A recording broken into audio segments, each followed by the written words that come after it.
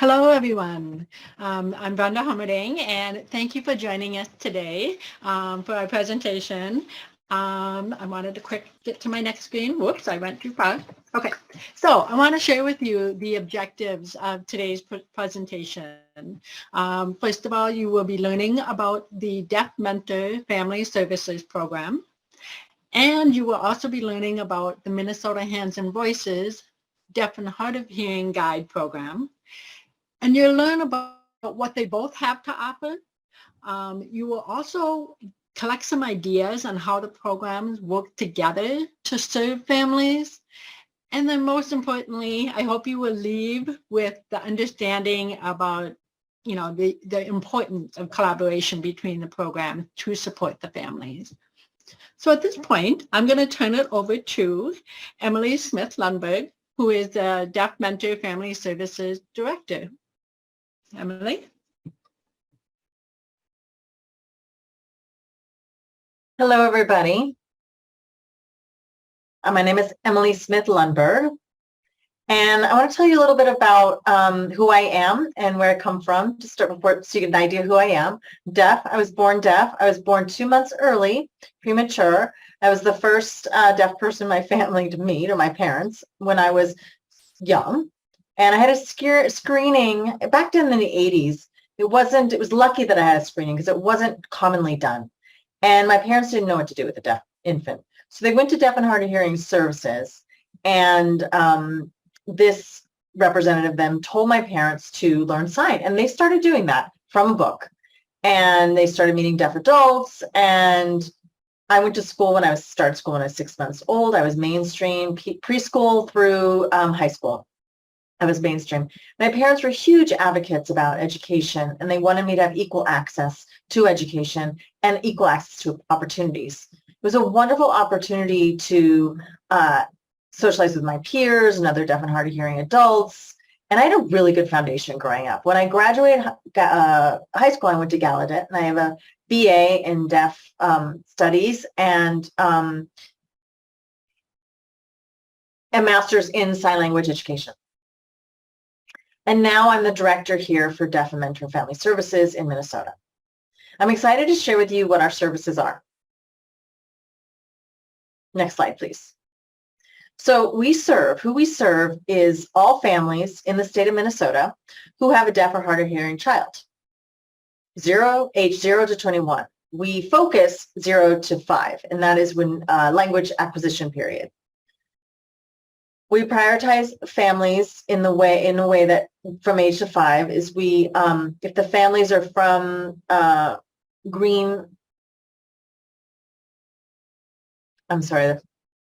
if they're from a rural area, and the others, we connect them with deaf mentors if they're not in a rural area. So that's why we got a grant from Deaf and Hard of Hearing Services to serve families and there's no cost to the families for any of the services that we provide. Next slide, please. So we have 2 areas of service. We have the Deaf Mentor Program. This is where we focus on language education, language acquisition. We focus on the whole family, parents, siblings, aunts, uncles, whoever the family wants to involve or include in this, we include them. Also, our deaf and hard of hearing mentors come from all walks of life. Some grew up oral, some grew up from deaf families, some grew up residential programs. They come from all walks of life. But we use ASL as the priority language. So our families can ask questions to our deaf mentors about their experience, whether they're hard of hearing, whether they grew up in a rural environment or an urban environment. And our services are, we advocate services for our children. But the other program we have is called Empower, where it is an 8-session program.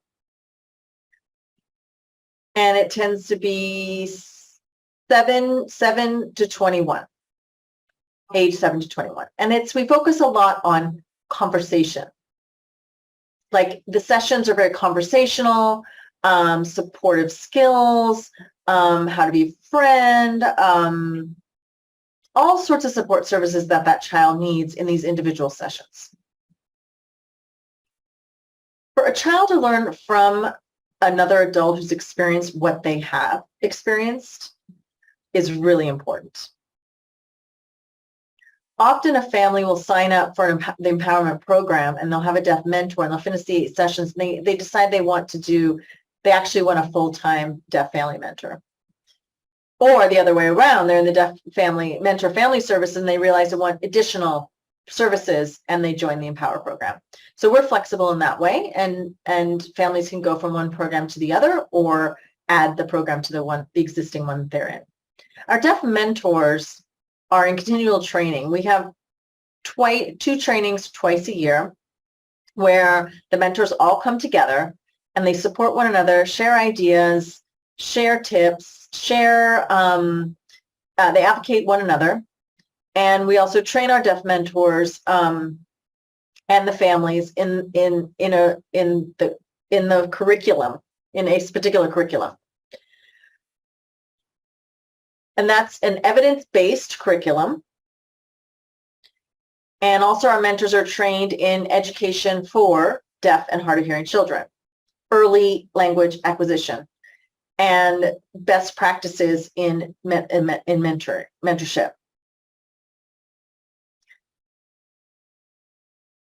So they also trained in ASL milestones in terms of language acquisition and family-centered services, cultural and community, as well as assistive technology that helps deaf and hard of hearing children. Next slide.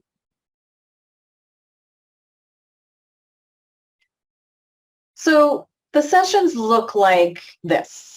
We focus on, we're very child-centered, whole child-centered.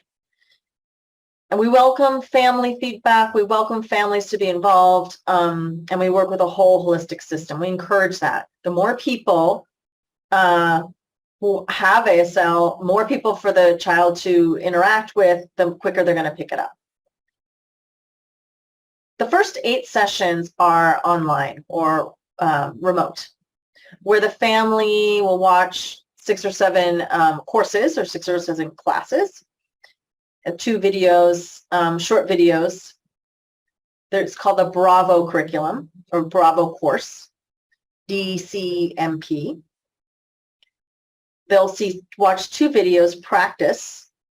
They can watch it over again if they want, and then a deaf mentor will come up and review the signs, the concepts, answer any questions. That's a full 8-session course. And when they're done with that, then we start the in-person sessions in their home, or in a place that the family prefers to come to together. We do use the Deaf Mentor curriculum, and it's 2 years ongoing. And we meet every other week, so every 2 weeks. If the family prefers weekly, we can do that. It just means it'll be a shorter program than 2 years.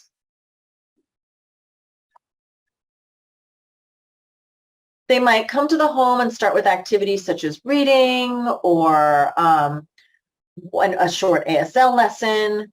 They'll discuss the concepts, what the lesson might look like, the objectives of that lesson, and signs and new language associated to those signs. The family, it becomes more of a dialogue of learning, using sentences, using ASL, and through activities so that what they learn sticks. Also, it will be applied to early visual communication, deaf culture, deaf history. We'll answer any questions the family has, plans for the next step or what the next session will look like will be included in that session. CRM, we have CRM, which is a database, and we have all the families in CRM, and every session, the deaf mentor will go in and see their family and input a report. And I get that report as well. And we can track each session and see how it's going to show progress. Okay, So that's what our sessions look like. And here are a few of our deaf mentors. They're the heart of our service, and they really invest their time, their energy, their hearts in family services. And they're a wonderful group, and I appreciate, and I'm so grateful for my team. You can contact us here for application.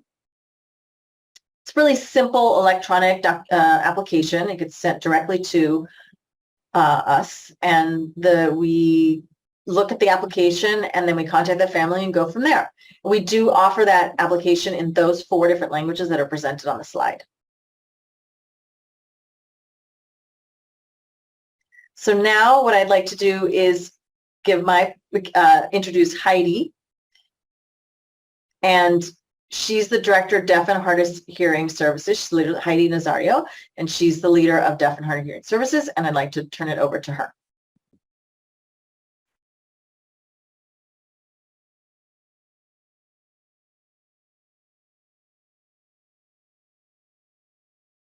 Hey everyone, thank you Emily for the presentation and introduction. My name is Heidi Liz Nazario, and I am the coordinator for the DHH Guide program for Minnesota Hands and Voices. A little bit about myself. I come from a family of deaf and hard of hearing. It is a progressive and genetic family. And I recently learned about a gene that causes my hearing difference. It's called ACTG1. And typically you find out later in life that you have a hearing difference. So I am deaf. I am Hispanic. I come from Puerto Rico. My parents are Puerto Rican. And I found out that I was deaf or hard of hearing in high school. And it was because my friends were telling me that I was speaking a little too loud. And that's when I decided to go to the audiologist and have my hearing checked. And they said that I did have a hearing difference. I didn't know a lot about what being deaf or hard of hearing was, because even though in my family I had family members who were deaf or hard of hearing, they didn't speak at all about what it was to be deaf or hard of hearing. It was just, well, I either use a hearing aid or I don't say it at all. I struggle with the conversation, but I won't say anything. So I was maybe one of the first in my family to kind of look for more resources. I wanted to find out who I was. I wanted to figure out my identity and how I fit into the hearing world, how my life was going to change at that moment. And so then eventually I ended up over here in Minnesota, which although more months of the year I'm shivering because it's cold, but the wonderful concept that came out of being over here was being able to lead a group of other deaf and hard of hearing adults to provide role models for DHH kids, just like I needed that when I found out that I was deaf or hard of hearing. Next slide, please. And then I will talk a little bit about the 3 programs that are under Minnesota Hands and Voices, although I will continue with the DHH Guide program. So we have the parent guides, and currently we have 8 parents of deaf or hard of hearing children. And they identify a common bond by sharing experiences, challenges, wisdom, and insight, and they provide resources. So they are commonly the first contact from Minnesota Hands and Voices to families. And then they talk about the 2 other resources, which are the DHH guys, and the Astra Advocates. In Astra Advocates, there are 3 Astra Advocates. 2 are parents of DHH children, and 1 is a DHH adult who is also a DHH guide. They provide educational advocacy, support, and resources to families who need guidance through special education law and creating educational plans for their DHH children. And then it's us, DHH guides. We're currently 4 deaf or hard of hearing adults and 1, oh, Brenda, could you go back? There we go. Sorry about that. And 1 deafblind adult. And we're uniquely qualified to provide families with a positive and hopeful perspective from their day-to-day real life experience as a DHH person living in a predominantly hearing world. So basically, we're meeting with families and sharing our experiences and connecting with DHH children and telling them that we are similar and that we've had similar experiences, and just providing that hope to families. Next slide, please. These are our DHH guides, and I include myself because I also visit with families.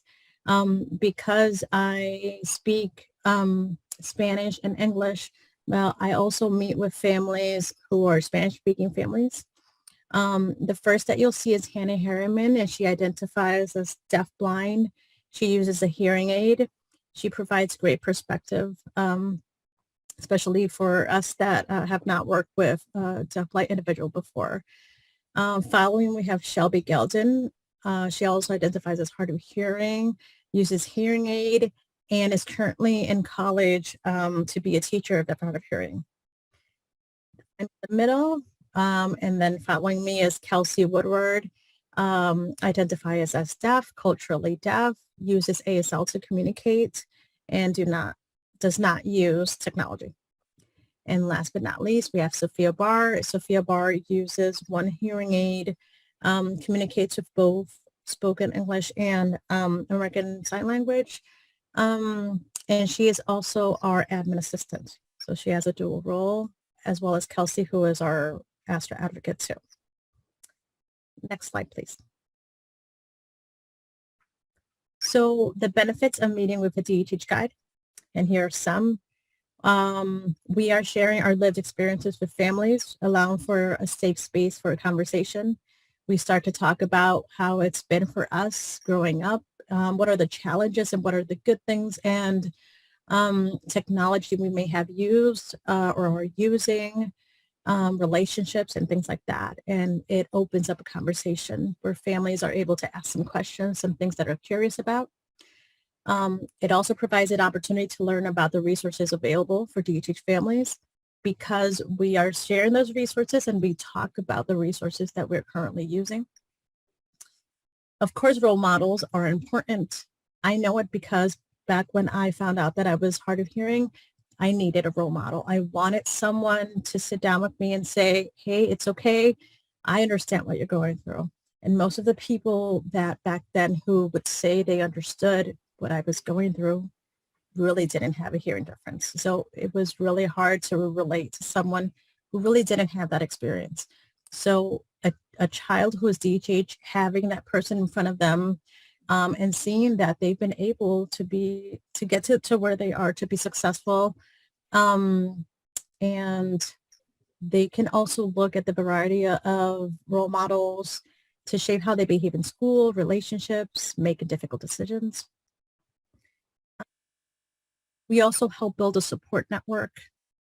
We, in a way, connect families. We hold events that are virtual or live or in person, and they allow for families to connect with one another and build a support network, and we're also there to support them.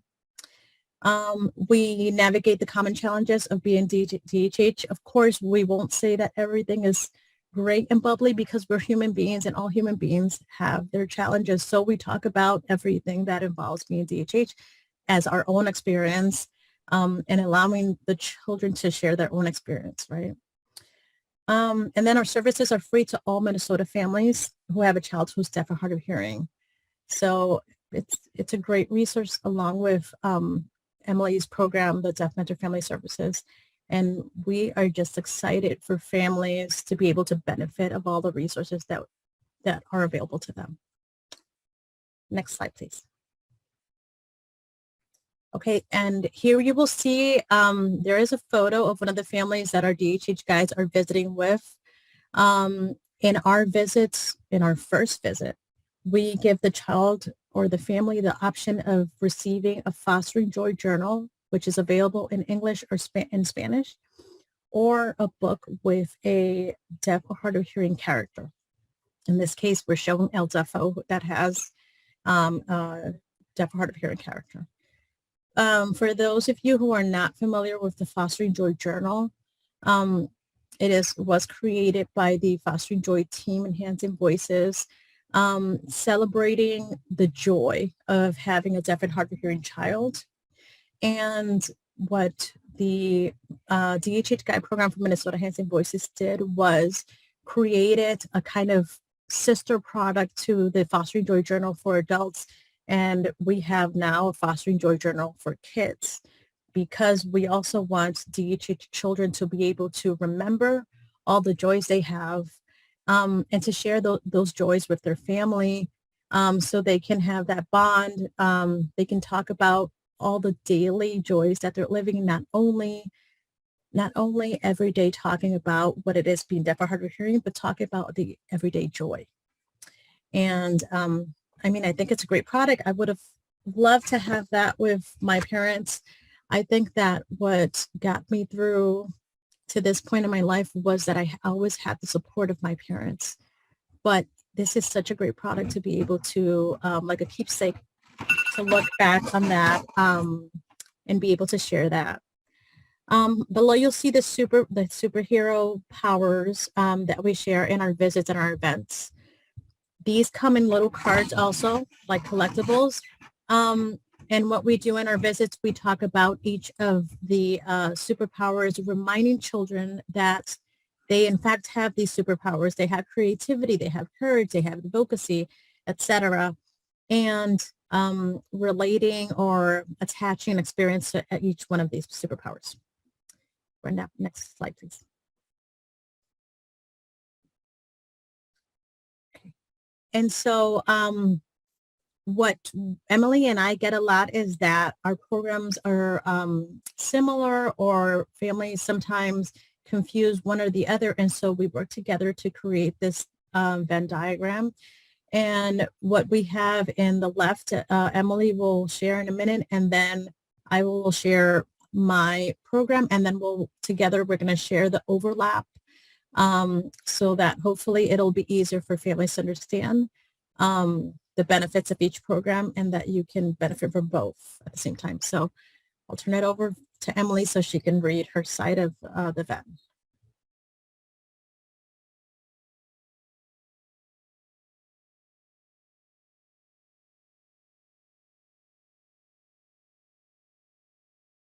Okay, mine is over on the left. We are a language-based program.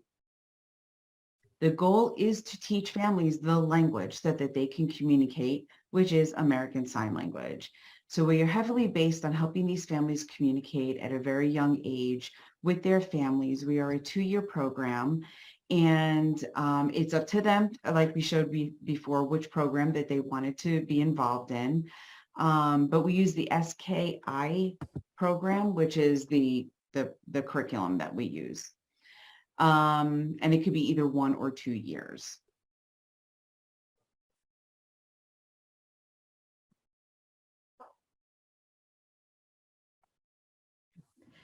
And I'll start reading my about my program.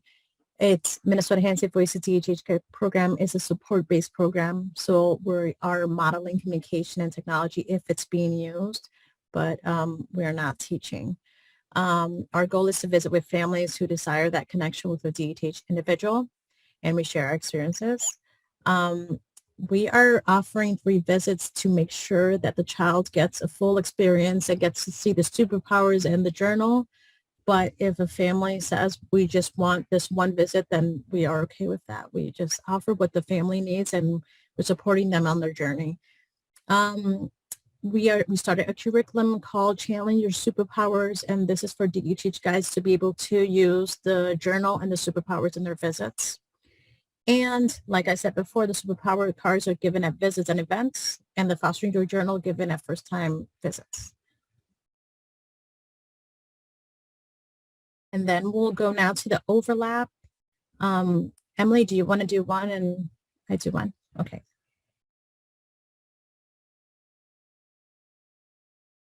That's fine. Sure, I can start.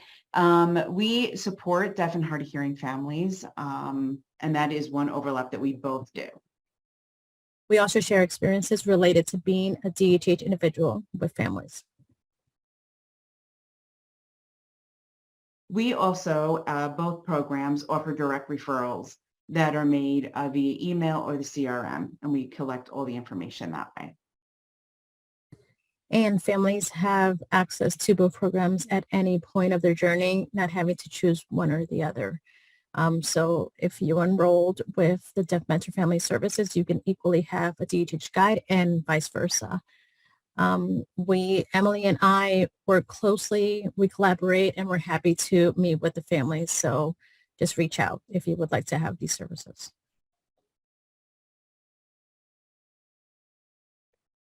I'll turn it over to Brenda.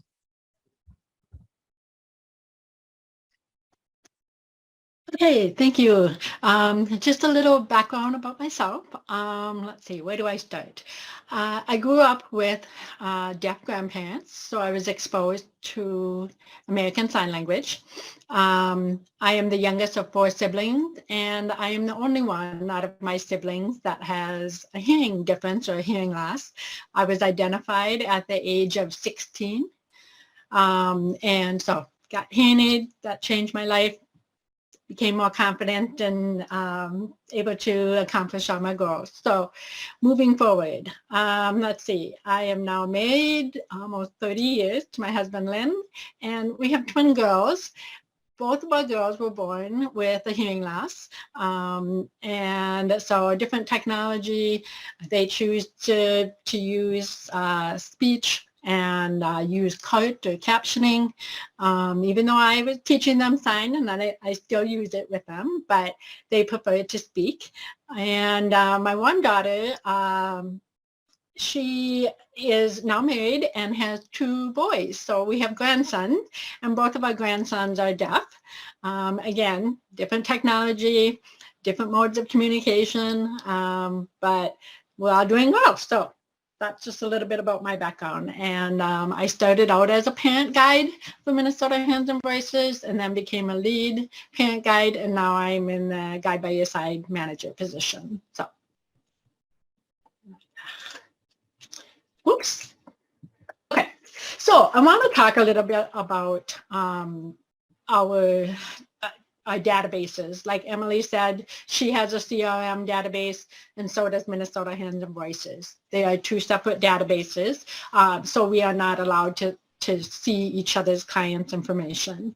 However, because both of our programs are under Lutheran Social Services, which is another nonprofit organization, so we're part of the organization. So we're allowed to share necessary contact information between our programs. So what happens is when any of our staff at Minnesota Hands and Voices connect with a family, and we learn that the family wants to be referred to the Deaf Mentor Family Services Program, we just have to simply click a box in our database, and it creates an email. And this is just an example of an email that would go to Emily and her staff, just giving the family's name, necessary contact information. So the other thing is, Emily and her staff and I, we work very closely on a monthly basis to track the names of families that are being referred to their program, the dates they were referred. We also have to track the dates of enrollment. That is part of our grant requirement. So then what happens is I take that information after I work with Emily and her staff, Randy. The 3 of us, we work on getting all of the necessary information. Then I have to report that back to MED, which is the grantees database, of those families that receive services from both the Deaf Mentor Family Program and also the Deaf and Hard of Hearing Guide Program. So we do quarterly reports, joint reports about events and meetings that both programs attended, and we give those to our grant holders as well. So anytime Minnesota Hands and Voices has an event, we always invite a Deaf and Hard of Hearing Guide to attend and a Deaf Mentor to attend. And so they are available to meet with the families as well. data person, so I like my data. So I have to share some things that happened in 2022. I know it's crazy. We're almost through. We're going through the year of 2023 pretty fast. But anyway, we had 16 events where a deaf mentor and a deaf and hard of hearing guide were both in attendance throughout the year of 2022. This is just a list of some of the topics that those events were. So I just think it's cool that we have a variety. Some of those events are just mainly socialization. Some are educational. But you can just see that just from the titles that we have a vast variety of topics for the families. So again, because of our referral system, majority of the referrals to the Deaf Mentor Family Services Program are from Minnesota Hands and Voices. So we had 48 families that were referred to the Deaf Mentor Family Program. But like both of our programs, families can be referred to us at our website, self-referred from anyone in the community. But it's just nice to know that at Minnesota Hands and Voices, if any of our staff are talking with families and they want to learn more like ASL or about the deaf community, that's when we can refer those families to the Deaf Mentor Family Services Program. Also, our parent guides with Minnesota Hands and Voices can also talk to the families about the Deaf and Hard of Hearing Guide program within Minnesota Hands and Voices. And so we have 42 families referred to that Deaf and Hard of Hearing Guide program for the year of 2022. The other thing is once a year, we have a joint advisory board meeting. So both the Minnesota Hands and Voices and the Deaf Mentor Family Services Program and all of their stakeholders, we meet together at one time. And there's a lot of stakeholders that are at both meetings anyway. So it makes sense to have a joint one at least once a year. So, as I mentioned, there's more ways to refer to Minnesota Hands and Voices. Here's a QR code if you want to scan in to go to, it goes through a secure online link from our website. So anyone can refer families to the Deaf and Hard of Hearing Guide program or the Parent Guide program or the ASTRA program within Minnesota Hands and Voices. I'm just going to leave this up here for a little bit, but then I'm going to start sharing. I see we do have some questions in the Q&A, so we'll be starting to, I'll let William take over as I think he's going to be reading off the question. So thank you again for joining us today. I hope you find this very informative and that, you will work with your state to have a deaf mentor program and have a Deaf and Hard of Hearing Guide program, and that you can work together to support the families. So thank you.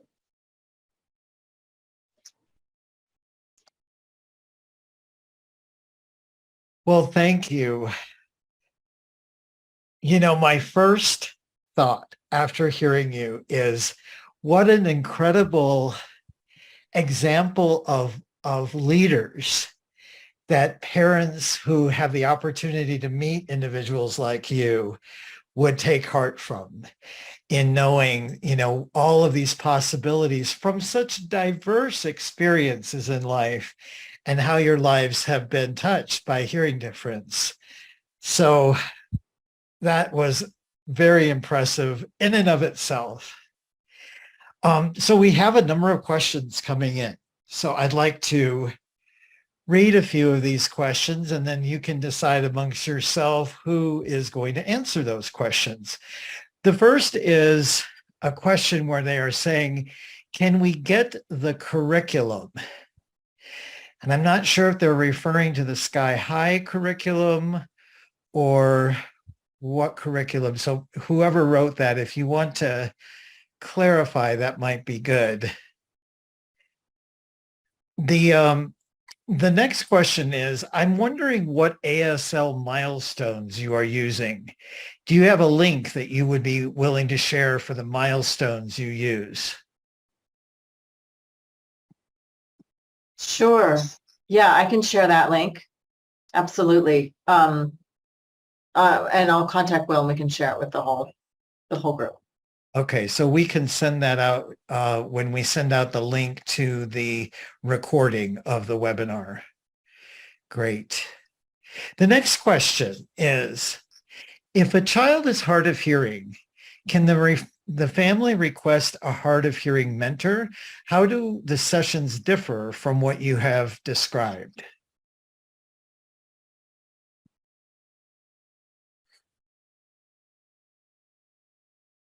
Are you talking the deaf mentor family services or the deaf guy? Like which program are you referring to?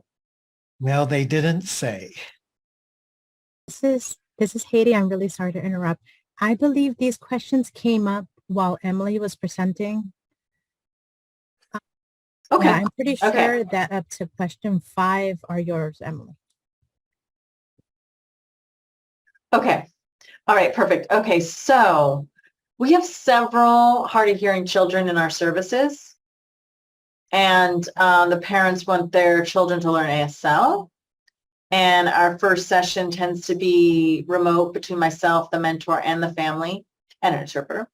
And we introduce ourselves, we talk about what the services are, what the expectations are, answer any questions, take advantage of all that while we give the interpreter. And then the family and the mentor will connect, set up their own sessions. There's no interpreter involved. We just keep it, there's no interpreter because we want the deaf mentor is already trained with how to work with the family, whether in whatever way they need to communicate, whether it's writing or whether it's texting or whether it's gesturing. So there's no interpreter during that meeting. And then the family, also it's better for language acquisition if the family just immediately starts communicating with that mentor directly. And so a follow-up question to that one was, what about families who are using both sign language and spoken language? What sort of support is provided for spoken language development? This is for me, right?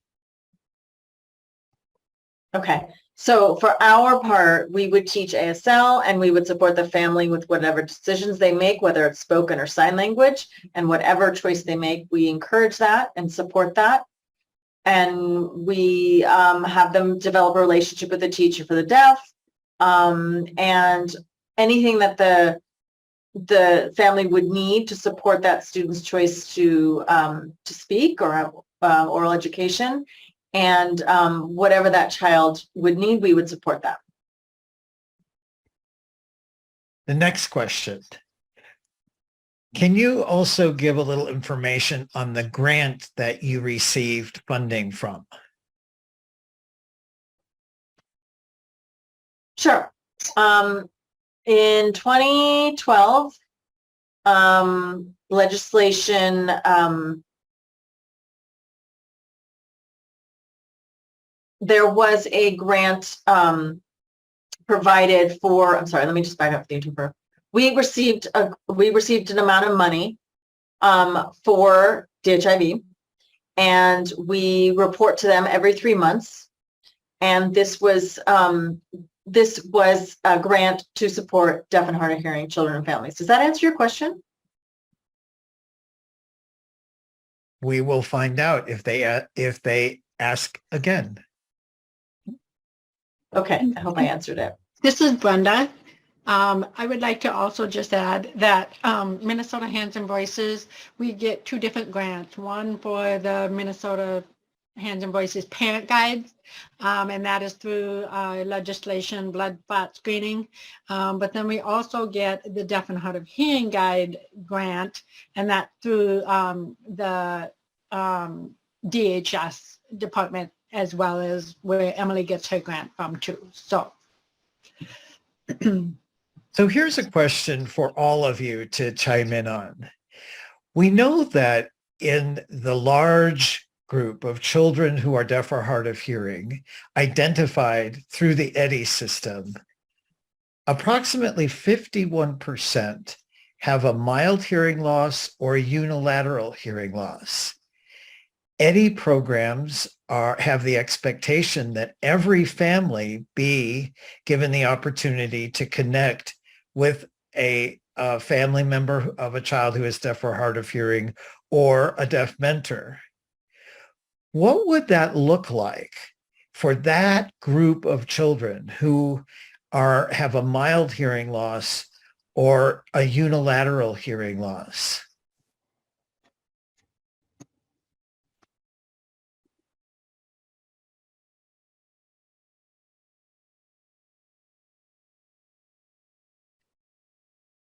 Yeah, hey. This is Katie.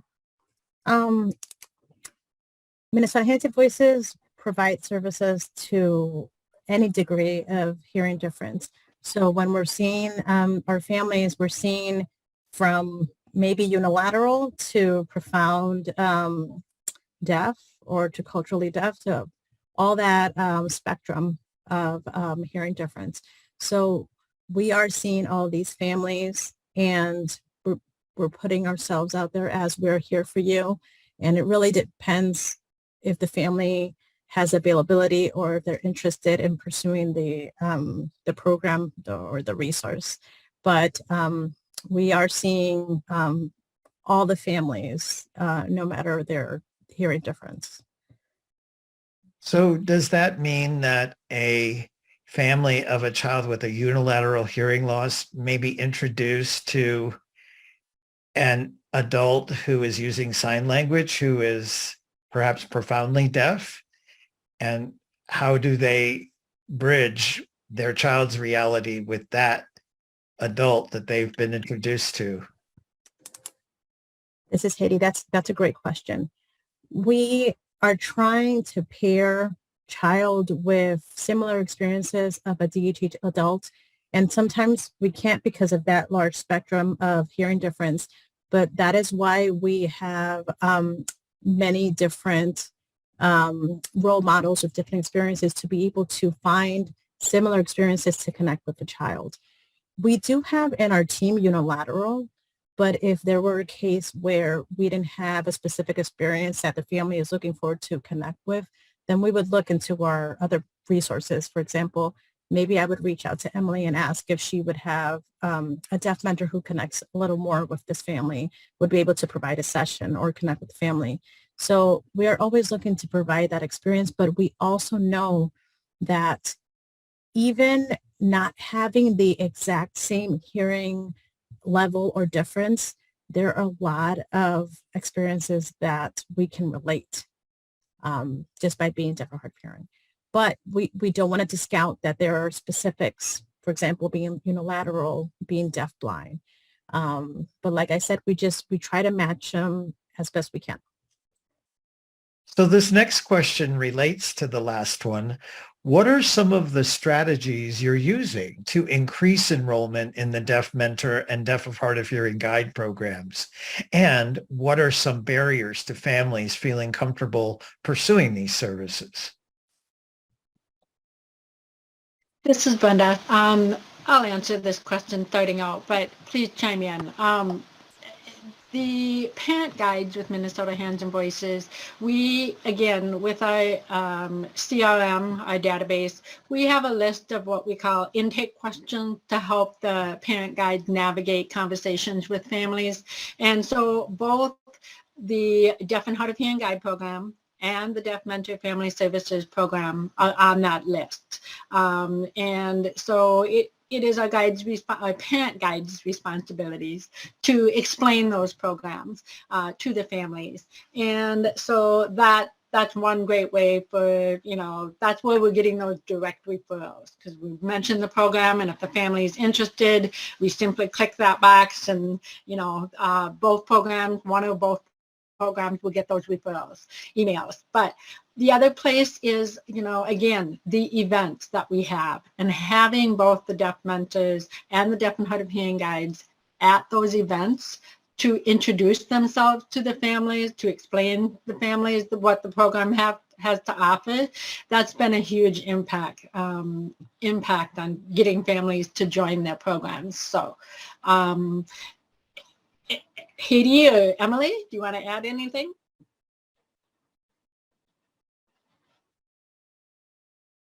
Yes, we start off our meetings with a nice intro to getting to know each other. So They are exposed to the Hands and Voices program, and then they decide yes or no, whether they're going to go, but we make it very interactive so that we can all meet each other. So the next question comes from California.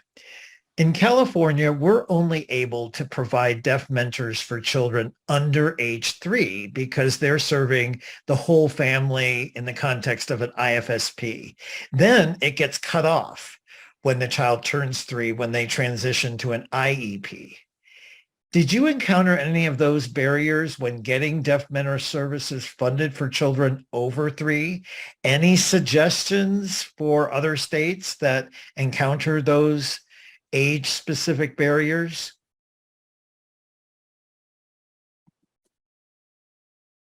Yeah, in Minnesota, we are very, very fortunate that we have up to 21 to take care of these students. That's why the SCI program is so valuable in having this database, and that helps us get through. So, but please feel free to contact me, whoever that question was from, with my contact info, and I will be able to help out a little bit more. But yeah. And how should our presenters go about contacting any of you if they're interested in continuing this dialogue? Yes, on the last slide of the PowerPoint, maybe we could throw it up. All of our contact information is on that. You're more than welcome, whatever is easiest for you. There's all different modes to contact us. Please feel free any way or any means. Okay, we'll put that up again in a moment. The next question, are the deaf mentors paid?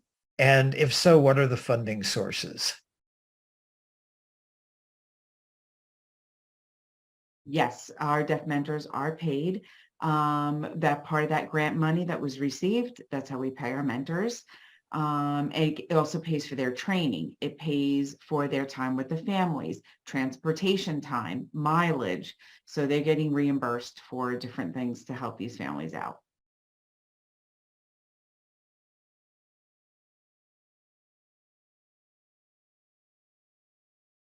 Okay, so several of you are asking about the PowerPoint and other things. Know that this entire presentation is being recorded and will be posted on infanthearing.org in the next couple of days. So you'll be able to stream through it, start and stop, and look at all of these slides again that way. And also keep in mind that that's a great way to share this experience with folks who weren't able to attend live with us today. Let's see if there are any other. We had one question that came in for Haiti. Do you send different deaf or hard of hearing guides to the same family, or do they have 3 visits from the same guide? This is Haiti. That's a great question. In that first contact with the family, and it's we ask them if they have a specific DHH guide they want to meet with, and sometimes they will say yes, sometimes they will say no, whichever will be good. In that first one, we try to match them with a DHH guide who has a similar experience to them. And it could be that in that first visit, the child really connected with the DHH guide and they'll say, I would really like to see you again. But then it could be that the child realized that they want to learn a little more about another person's experience. And so that second visit could be another DHH guide or could be 2. So we've had visits where we've had 2 DHH guides attend, and it just provides more experience, more opportunity for the child to have more perspective of what future holds for them.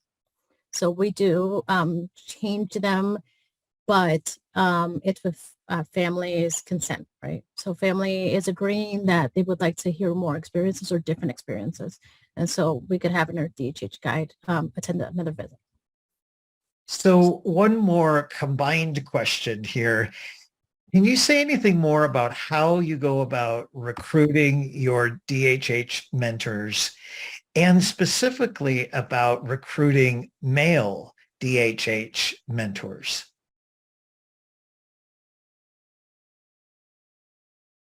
Well, for the deaf mentors that we work with, we recruit by being involved with the community. We set up tables. We are out in the community meeting other deaf and hard of hearing. The mentors themselves are living among us in the community in the Minnesota area. I agree, it is very difficult sometimes to find, to get the word out, to get their help, to get somebody interested, somebody experienced, somebody that would be a good fit. So that could be very difficult at times, but it is a holistic effort of meeting deaf and hard of hearing in all different venues. And this is Brenda. I'd like to add, kind of going back to how we are spreading the word out about our programs. In Minnesota Hands and Voices, the parent guides are doing more outreach with when they do in-person visits with the family, they're inviting the deaf and hard of hearing guide to come along so that the deaf and hard of hearing guide can introduce the program and they see them live during the visit. And this way the family can decide if they want more visits with a specific deaf and hard of hearing guide. So that's been successful so far as well. So, and as always, we always mention the Deaf Mentor Family Services Program too. So. Well, I'd like to thank all of you again for an excellent presentation. Also, a thank you to our captioner, interpreter, and to everybody who has been here today. If you all look in the chat field, you'll see that there's a link posted there into which where you would click on.